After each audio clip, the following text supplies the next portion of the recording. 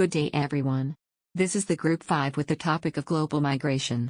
Good day everyone. Our topic is all about global migration. I am Shalimar Bustamante Madahinag and I am going to tackle about what is global migration. But before we will proceed, usay kalahian or what is the differences between migrant and immigrant? Well, migrant refers to people who leave their own country and settle to another country, which means dito na gid sila magpuyo sa laing country, hindi na sila mabalik sa ilang yutang tawhan. While the immigrant is a people, refers to people nagsettle lang sa laing country pero mabalik yapon silang yutang natawhan. Okay, so mo na silang differences. Let's proceed. What is global migration? Global migration is moving from one place to another is a protected human rights. Human beings have always moved from one place to another. Nearly 1% or 65 million people of the world's population is affected by forced displacement. It is a crisis of global proportion and immense moral and ethical implications. There are two types of migrations. First one is the internal migration, refers to people moving from one area to another within one country. For example, okay, dito sa Philippines, taga-Maramag ko. And for some reasons, gusto kong balhin og puyo sa Cagayan. But ang Cagayan and Maramag is belong siya sa Philippines. Okay, now, so mo na siyang internal migration. Mabalhin man kag places or area, but mao lang siya pon same country lang, sulod lang sa kanaang country. Mo na siyang internal migration. Second one is the international migration. People cross borders of one country to another. Mo na ni sila tong mga ni puyo sa laing nasod.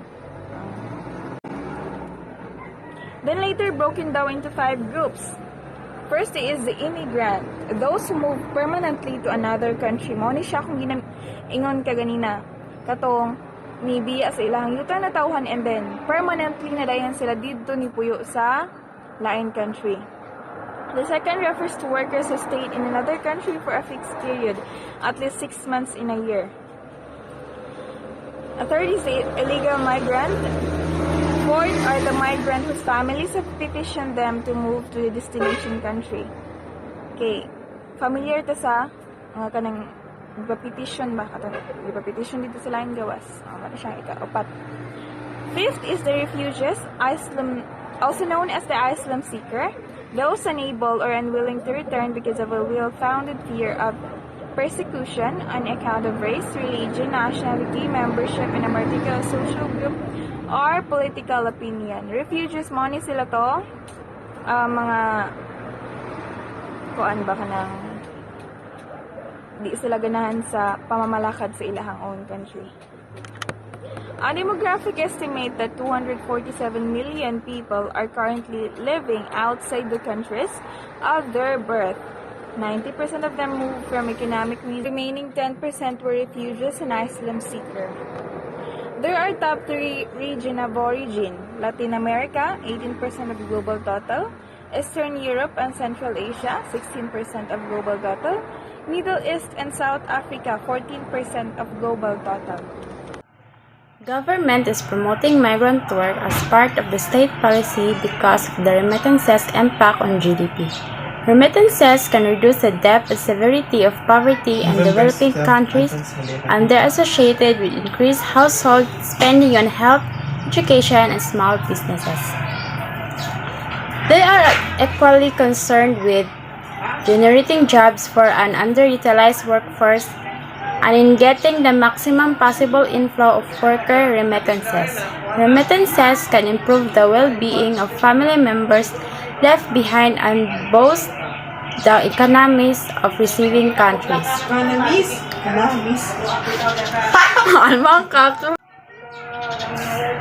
Government are those actively involved in the recruitment and deployment of works. Some of them setting up special departments like the Bureau of Manpower, Employment and Training in Bangladesh and the Philippine Overseas Employment Agency or POEA. The government can help the workers to find a job, and with the help of this government, the process of documents will be easier. The sustainability of migrant-dependent economies will partially depend on the strength of these institutions. It is strengthened by another idea, or one long considered highly significant in defining national migration policy, that territories, population, and markets, including labor markets, must be protected by states against migration pressure.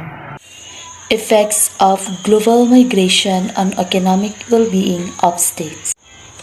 The demographers estimates that 247 million peoples are currently living outside the countries of the birth. 90% of them more economic reason, while the remaining 10% were refugees and asylum seekers.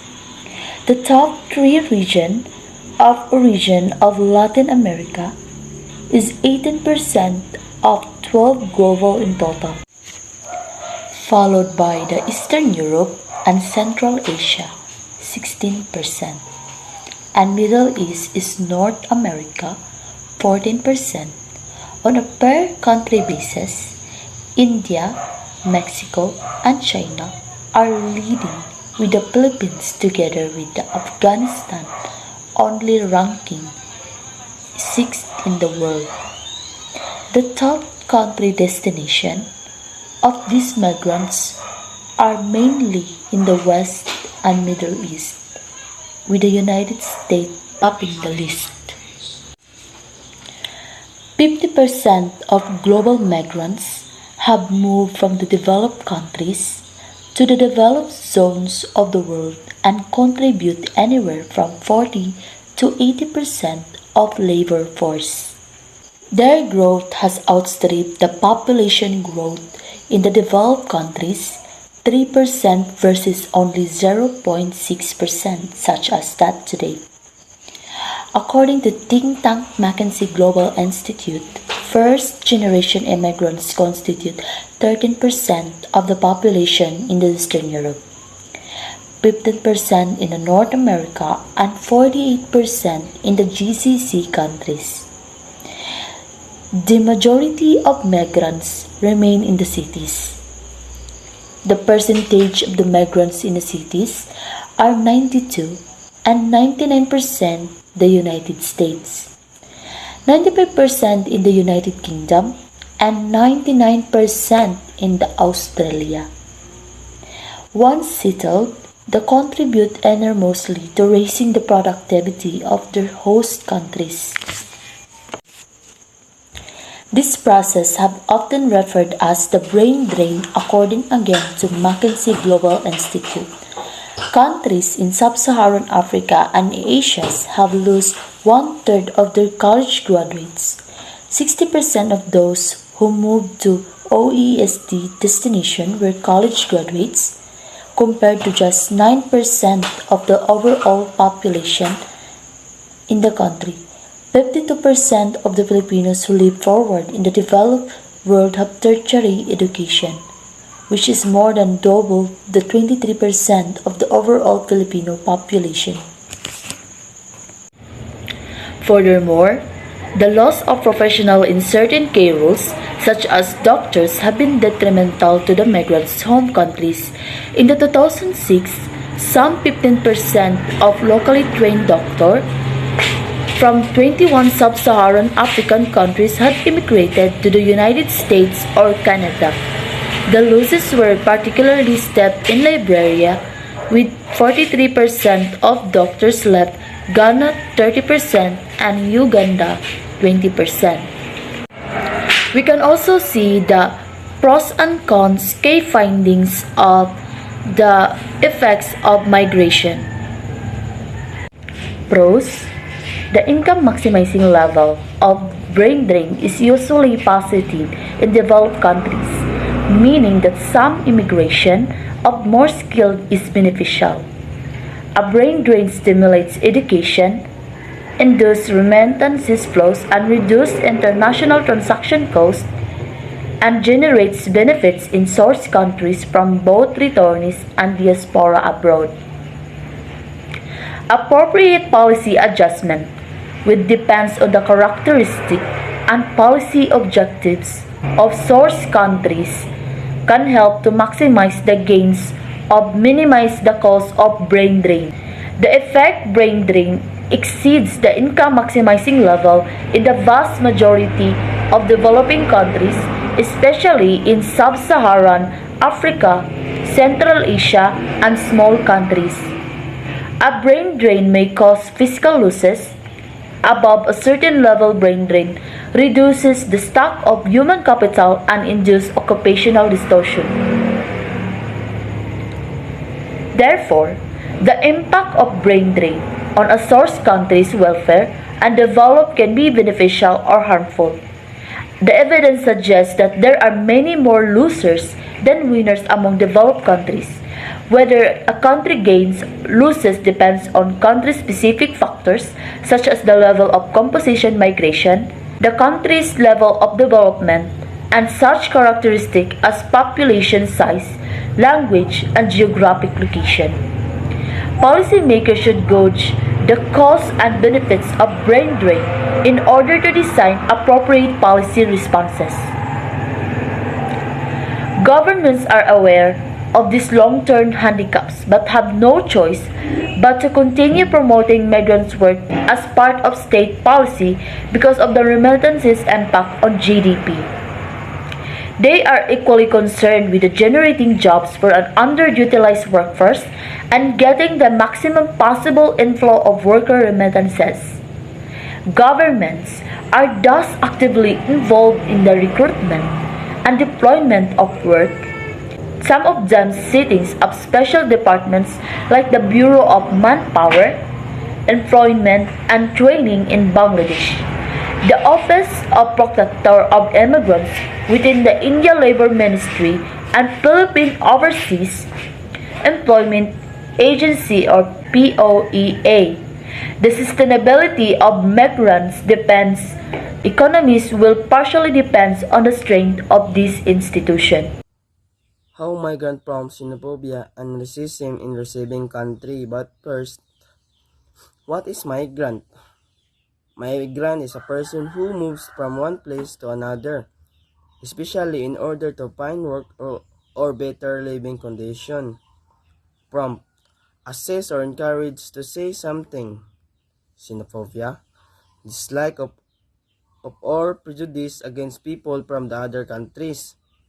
Racism: prejudice, discrimination, or antagonism directed against a person or people on the basis of their membership in particular racial or ethnic group, typically one that is a minority of marginalized. Receiving country. Receiving country is a country that has accepted to receive a certain number of refugees and migrants on a yearly basis by presidential, ministerial, or parliamentary decision. How migrant prompts xenophobia? It is a discrimination of migrant people who will want to transfer in that particular area. They will provoke them and reject them because they did not want to review those kind of family or human. So, the meaning of how migrant prompts xenophobia, they did not accept the other people without knowing, kaya wala sila kaila kung punta ba to sila, basin rebelde na, di sila basin rebelde dito, niya makagubar to sila nga kuan, sila nga country. Mao meaning sa kuan, how migrant prompts xenophobia, kapamili sila. And how racism receiving country. They will accept those people want to migrate to their country. They did not reject them because the receiving country is always accept when that particular migrant people based on their presidential. The meaning of how racism receiving countries is like mabrod ka sa laing nasod. Madto ka dito sa lugar sa Amerika. Duwaton ka nga dito kung kay gabase man sila sa mga presidential nato sa atuwa lugar sa Pilipinas tagikan. So madto ta dito sa Amerika kay minarbaho. Mao to siya. Discussing the benefits and detriments for the sending countries. One element of immigration that is seen to benefit the sending country is the payment of remittance, the sending of money back home. These large transfers of monies from the prosperous developed world to the poorer developing world are often viewed as the key to the latter's economic development. Even if 90% of the value generated by migrants' works remains to their host countries, they have sent billions back to their home countries. In 2014, the remittance totaled 580 billion. In 2014, India held the highest record remittance for $70 billion, followed by China, the Philippines, and Mexico. Remittance provide the catalyst for financial market and monetary policy development in developing countries. Study found that remittance improve credit constraint of the poor, improve the allocation of capital, substitute for the lack of financial development, and thus accelerate economic growth. Yet, there remains serious concern about the economic sustainability of those reliant on migrant monies. The ASEAN Development Bank observed that the countries like the Philippines' remittance do not have significant influence on other key items of consumption or investment, such as spending on education and healthcare. Remittance, therefore, may help in lifting households out of poverty, but not in rebalancing growth, especially on the long run. More importantly, global migration is ship-tuning qualified personnel and removing dynamic young workers. These processes have often been offered to us brain drain. According to the McKinsey Global Institute, countries in sub-Saharan Africa and Asia have lost one-third of their college graduates. 60% of those who moved to OECD destinations were college graduates, compared to the 9% of the overall population in the country. 42% of Filipinos who live for work in the developed world have tertiary education, which is more than doubled to 23% of overall Filipino population. Furthermore, the loss of professionals in certain key roles such as doctors have been determinants of the migrants' home countries. In 2016, some 15% of locally trained doctors from 21 sub-Saharan African countries had immigrated to the United States or Canada. The losses were particularly steep in Liberia, where 43% of doctors left, Ghana 30%, and Uganda 20%. Governments are aware of this long-term handicap, but have no choice but to continue promoting migrants' work as part of the state policy because of the remittance impact on GDP. They are equally concerned with generating jobs for an underutilized workforce and in getting maximum possible inflow of workers' remittance. Governments are thus actively involved in the recruitment and development of workers, some of them setting up special departments like the Bureau of Manpower, Employment and Training in Bangladesh, and the Office of the Protector of the Immigrants within the Indian Labor Ministry and the Philippine Overseas Employment Agency. The sustainability of migrants-dependent economies will particularly depend on the strength. What is human trafficking? Human trafficking is a multi-billion-dollar form of international organized crime, constituting modern-day slavery. Just a commodity. For criminals, victims of trafficking are merely a commodity that can be used, even sold for financial gain. There is a total disregard for human dignity and rights. What are examples of human trafficking? The three examples or the most common types of human trafficking are sex trafficking, forced labor, and deep bondage. Forced labor, also known as involuntary servitude, is the biggest sector of trafficking in the world according to the U.S. Department of State. The problem of human trafficking. Human trafficking is a global problem and one of the world's most shameful crimes, affecting the lives of millions of people around the world and removing them to their dignity. Traffickers deceive women, men, children from all corners of the world and force them into exploitative situations every day. While the best known form of human traffic for the purpose of forced labor, child begging, or the removal of their organs. Why human trafficking is a big crime? Human trafficking is one of the major crimes in the world after trafficking in arms and drugs and one of the fastest growing criminal enterprises because it holds relatively low risk with high profit potential. It presents a dangerous threat to the human rights and human dignity of many people each. What happened to the human trafficking in 2012? In 2012, the International Labour Organization or ILO identified 21 million men, women, and children as the victims of forced labor, an appalling 3 out of every 1,000 persons worldwide.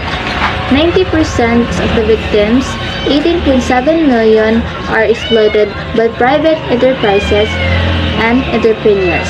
22% or 4.5 million are sexually abused, and 68% or 14.2 million work under compulsion in agricultural, manufacturing, infrastructure, and domestic activities.